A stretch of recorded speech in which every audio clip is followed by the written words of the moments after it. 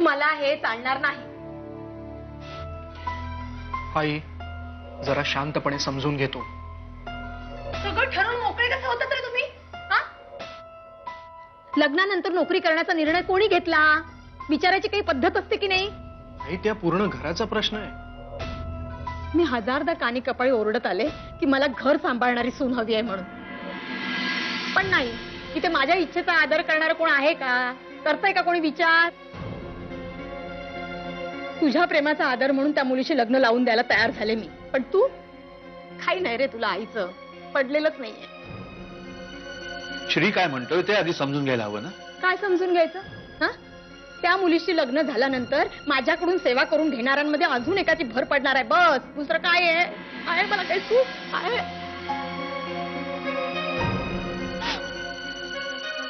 त्यात ती पगार तिकडेच देणार.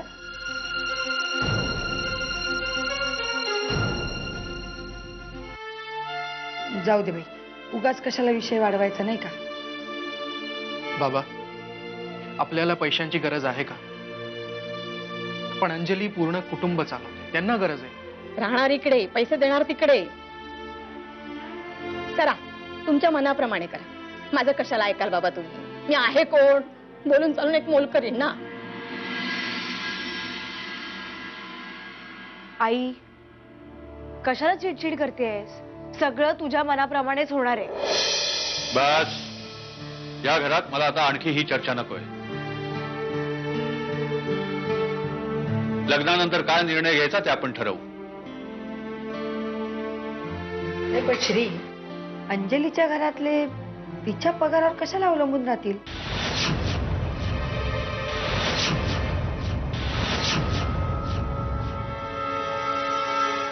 तिच्या वडिलांना रिटायरमेंट नंतर पेन्शनही चालू असेल आणि रिटायरमेंट नंतरचे पैसेही असतील ना अजून.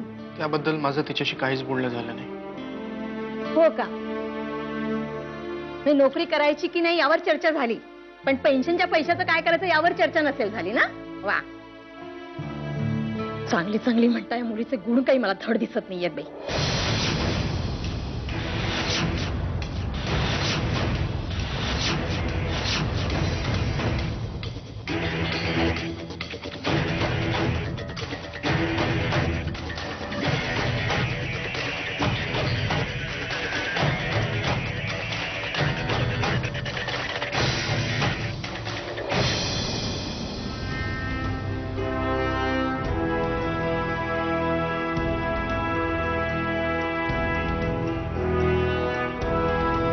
अंजली फोन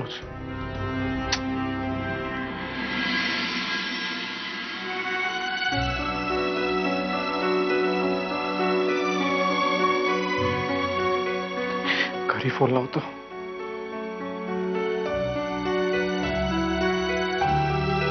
हॅलो, श्रीकांत बोलतोय. हो, काय झालंय? नाही म्हणजे अंजलीचा फोन ट्राय करतोय, लागत नाहीये. हा, गिरीजाचा फोन आला होता का? ओके, बरं. अच्छा, कुठे गेले? ठीक आहे, तुम्ही काळजी नका करू. मी बघतो काय करायचं आणि तुम्हाला लगेच फोन करायला सांगतो तिला. हो.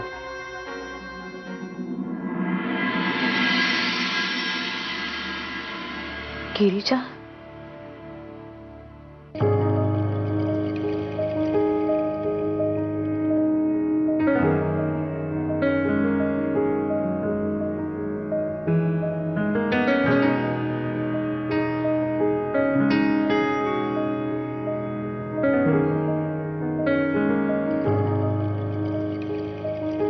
अजून किती वेळ ठेवायचं हे? गिरिजा, आहे अगं, इथेच आहे मी. फार वेळ नाही लागणार आता. माझा ना चेहरा असा असं बांधून ठेवल्यासारखं वाटतोय. एकदा झालं ना हे की मग बघ तुझा चेहरा कसा ग्लो होईल.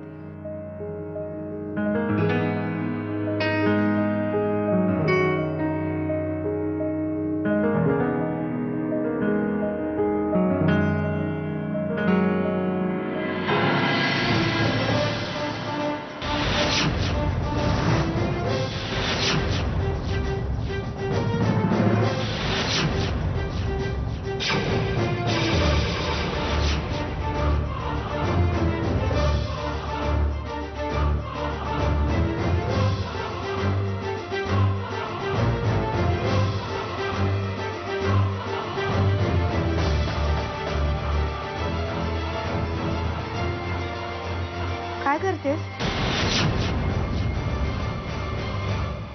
काही नाही अगं, बघते फक्त. कंटाळलीस का तू? हो, इतका वेळ बसून राहायची सवय नाहीये ना. झालं आता, होतच आलं. एकदा हे झालं ना पूर्ण की मग बघ तुझा चेहरा कसा ग्लो होत होते. श्रीकांत बघतच राहील तुझ्याकडे. खरं? खरंच.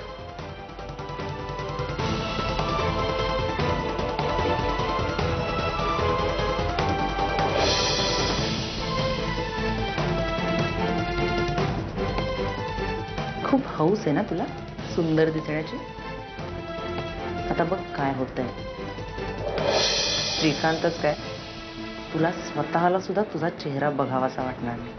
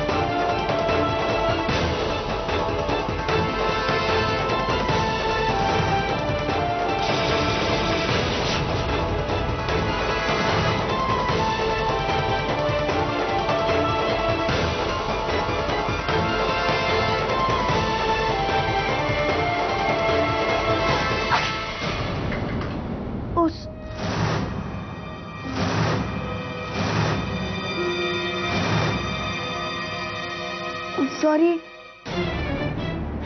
माझ्याकडनं पडलं ना ते.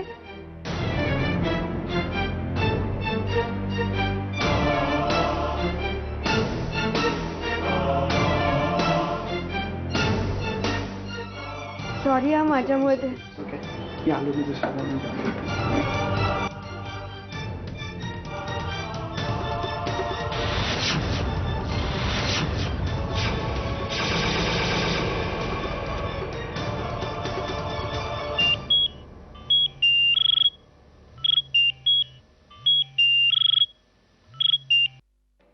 हा बोल. गिरिजा, कुठे आहेस तू?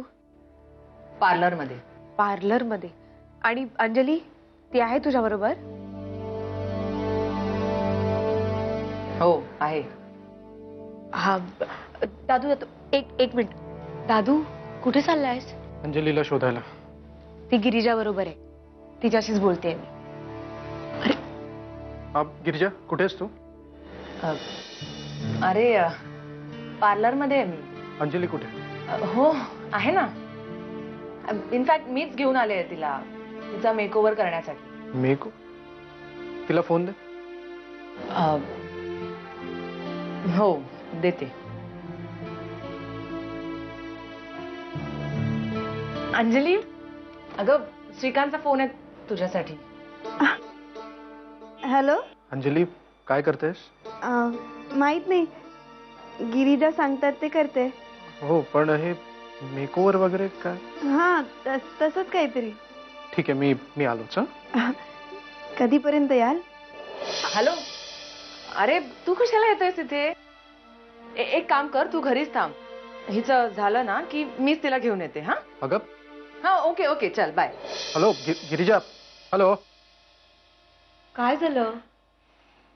ती येते, अंजलीला घेऊन येते.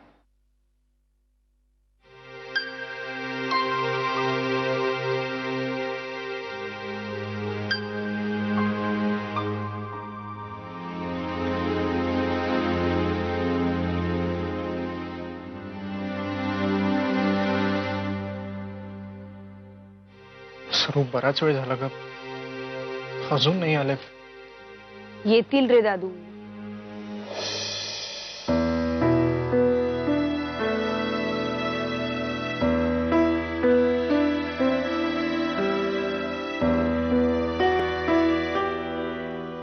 अंजली कुठे?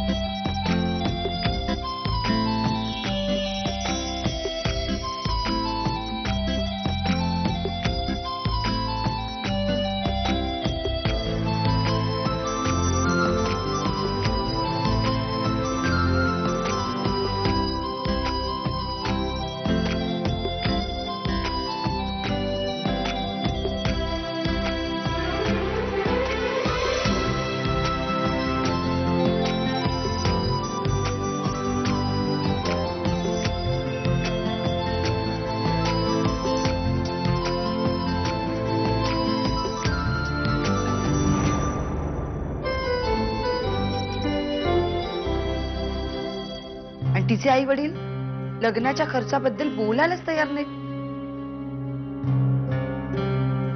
पण अंजलीच्या पगारावर त्यांचा डोळा.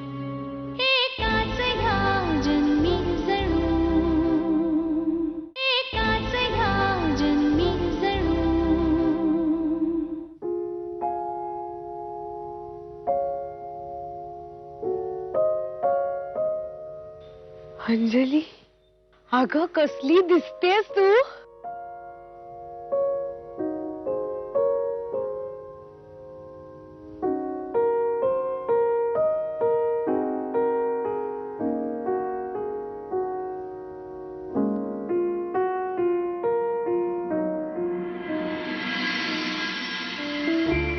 आई शपथ बाबा, काय सॉलिड दिसतोय तोरण. हा? मग आपण हे रोज का नाही लावत?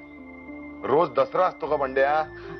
अरे हो, आज दसरा म्हणजे आपल्याला गोरायला जावं लागतं. म्हणजे बाबा ते सीमोल सीमोल्लंघन. हा हा. हो म्हणजे काय?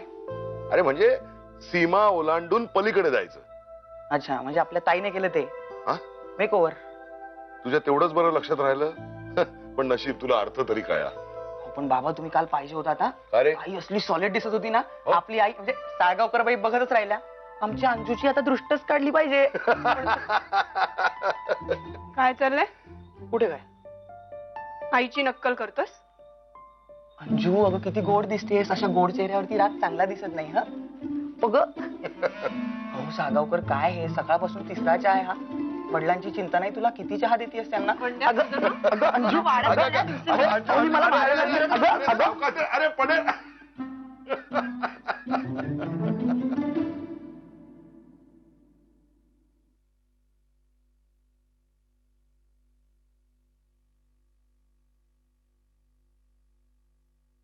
काय गाई अशी एकटीच का बसली आहेस? आहे कोण या घरात माझं? आता काय बाई, सून येणार आहे, पण कसली? नोकरी करणारी. म्हणजे आहे ना बोडक्यावर माझ्या कामं. आणि नोकरी करणार तर काय बाईच आहे, हा? पगार तिकडे देणार माहेरी. मी नाही चालू देणार आहे, अजिबात चालू देणार नाही, सांगून देते सरू तुला मी. मला सांग, लग्नानंतर माहेरचा संबंध येतो कुठे? पण इथे उलटीच गंगा. काय करणार बाई, आपलाच दाम खोटा आहे ना. आताच एवढी बाजू घेतो तिची, लग्नानंतर किती घेईल कोणाच ठाऊक. लग्नानंतरचं लग्नानंतर बघू, आत्तापासून कशाला चिडचिड करतेस? तेच तर, मला समजून घेणारच कोणी नाही या घरामध्ये. तायडा, आता हे बघ, खरं तर लग्नाचा खर्च मुलीकडच्या लोकांनी करायचा असतो, म्हणजे तशी पद्धत आहे आपली. आणि हे जर तू विचारलंस तर बिघडलं कुठे? आणि तिचे आई वडील लग्नाच्या खर्चाबद्दल बोलायलाच तयार नाहीत. अंजलीच्या पगारावर त्यांचा डोळा. मला काय हे सगळं पटलेलं नाही बाई. नशीब उजळलंच म्हणायचं माझं. आज तू माझी बाजू घेतेस बाई ग. कुठून दिवस उगवला म्हणायचा. आणखीन पुढे ऐक, अंजलीचे वडील कुठे कामाला होते, रिटायरमेंटचे किती पैसे मिळाले, त्या पैशाचं त्यांनी काय केलं, हे सगळं कळल्याशिवाय ना पुढची बोलणीच करू नकोस. आज येईल ना ती अंजली दसऱ्याचं सोनं द्यायला, विचारतेच तिला मी. नाही नाही, तू विचारू नकोस. हे जर श्रीला कळलं ना तर उगाच वाद व्हायचे. काय चाललंय काय तुम्हा दोघींचं? तू गप ग, तुला नाही कळत. तायडा, हे सगळं श्रीला विचारायला सांग. ती त्याच्याशी खोटं बोलणार नाही आणि आपल्याला जे हवंय ते मिळेल. कळलं का? सरू, तू त्या अंजलीला फोन लाव, तिला म्हणा कधी येतेस. तोपर्यंत मी श्रीशी बोलून येते.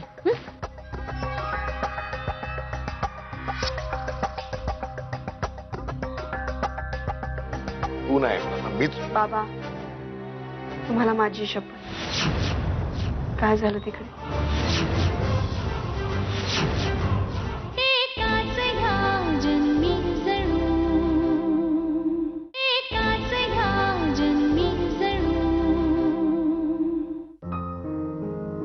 बंड्या, उठ. येताही स्वयंपाक झाला. तुला तांदळाची खीर आवडते ना, तेवढीच बाकी, आणि ती करायला थोडा वेळ लागतो. सणासुदीला लोळत पडायचं नसतं. उठ बंड्या.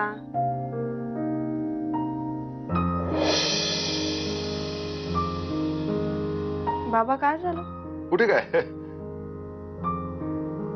काही नाही. अगं, तुझा या घरातला शेवटचा दसरा. आता पुढच्या वर्षी तू तुझ्या स्वतःच्या त्या राजमहालात असशील दसऱ्याच्या दिवशी.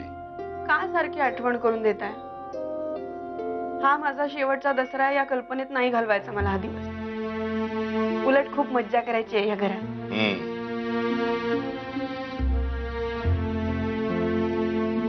बाबा, काही बोलायचं राहून जातंय का? काय? तेच काय, श्रीकांतच्या घरी बोलणी करायला गेला होतात ना, काय झालं तिकडे?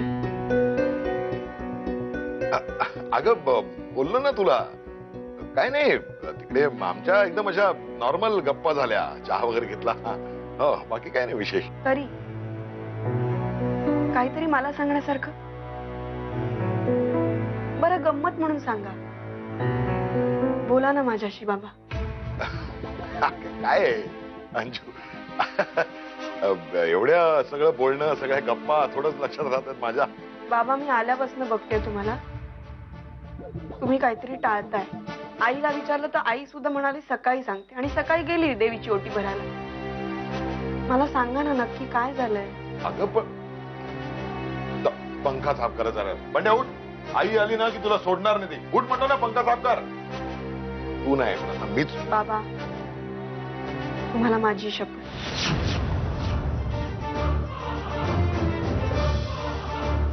काय झालं तिकडे?